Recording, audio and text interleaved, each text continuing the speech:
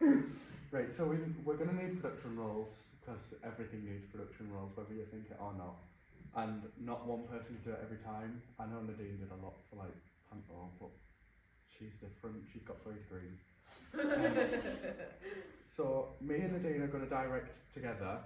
So we're going to overlook the entire like creative process of it and make sure people can work, like we give feedback and work on what you're doing at the same time. So you get to that point where it is like a professional level play.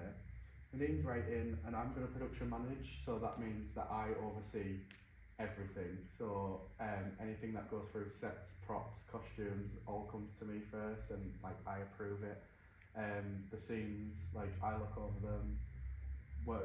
I'd say work with the directors, but I'm directing, so is Nadine. So we'll work together, see what needs changing, see what needs fixing. So I just practice and rehearsal manage as well. So this time we won't have a rehearsal manager role because I'll be doing that, but we will have roles within rehearsals. So the first production role that we have for you guys to pick from is props. We're splitting costume and props. So props you'll oversee the sourcing, creation and management of props that will be needed. So you'll find the props or create them if you need to. You'll work with like the director to see what props you might need in the scene, but if you are props like manager, you should be able to pick up on that straight away sort of thing. You'll manage them so that you make sure they stay safe at all times and they're not like just wandering off and they're always in the same place at like the end of runs or rehearsals. And then we have costumes, which is like the prop side just for costumes. So you'll source your costumes, you might need to create them, you'll manage them, make sure they're all in the right places, make sure they look presentable on stage, because we're not going on stage with Chris costumes, because if Christine comes to watch, she'll have a fit.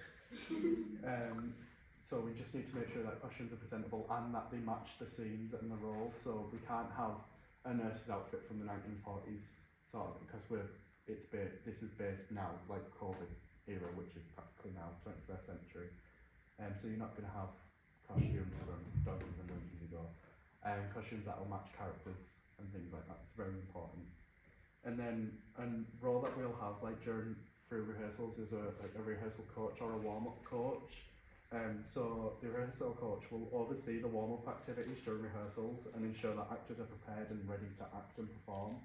So it's like you're overseeing the safety element, like making sure actors aren't pushing themselves too far because they've got to be warmed up. Like everybody has this misconception that you can just jump into an acting class or a rehearsal without warming up whatsoever just because you're an actor and you're not doing singing and dancing, but that's not the case.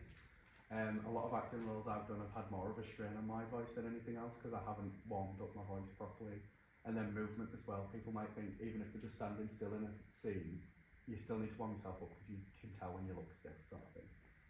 And they should utilise activities that are relevant to what we're doing. So you might do a movement warm-up, but you wouldn't do a full dance warm-up.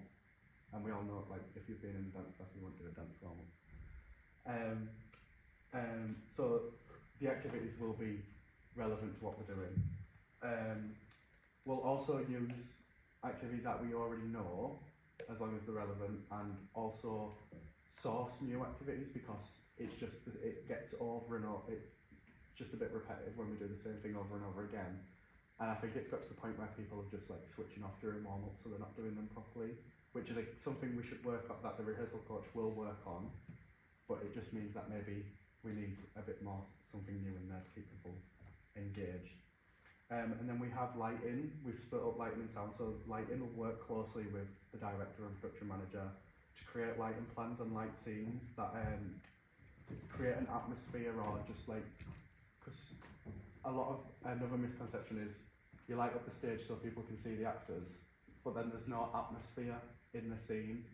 Like them little effects that you have like in the background, maybe like ambulance lights and stuff, that's an effect, but it's still you can create that with lighting. So it's a very essential part to create an atmosphere and to really set a scene. And sound is practically the same thing as lighting, so you will work closely with the director to create soundscapes and source different sound effects that match with the script and create a naturalistic environment. So we're not going to have, like, if somebody gets slapped, we're not going to have a like bonk Like that's just, it doesn't make sense, does it? We're doing naturalist theatre. So that could include things like you're in a waiting room, you have like distinct chatter in the background.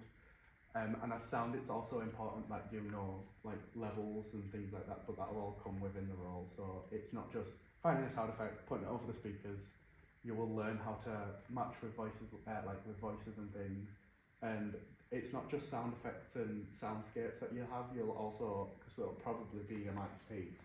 So sound also includes like finding the right levels with mics, like adjusting the settings on mics to make sure that we don't get much feedback, or because every voice is different. People don't realise it in panel. Every mic had a different setting because of who was speaking. So you have like a high and a low.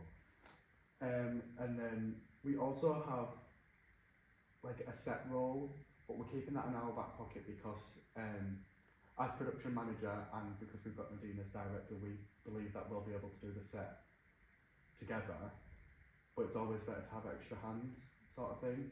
But everything that is done will have to get approved by me first as production manager. So you won't just go, here's a set I found, I'm going to stick it in this scene, or here's a costume that I found, I'm going to stick it in this scene.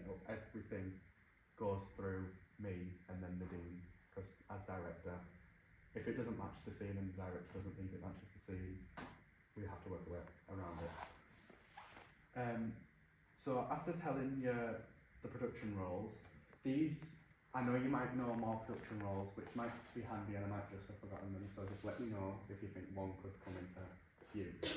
However, me and Nadine have been speaking, we think these are the production roles that would best suit this production, this play, because there's not much else involved. Like a lot of us, when we think of production roles, we've got to like rehearsal manager, but because we've got a production manager, that sort of cancels out a lot of different roles that we would usually have.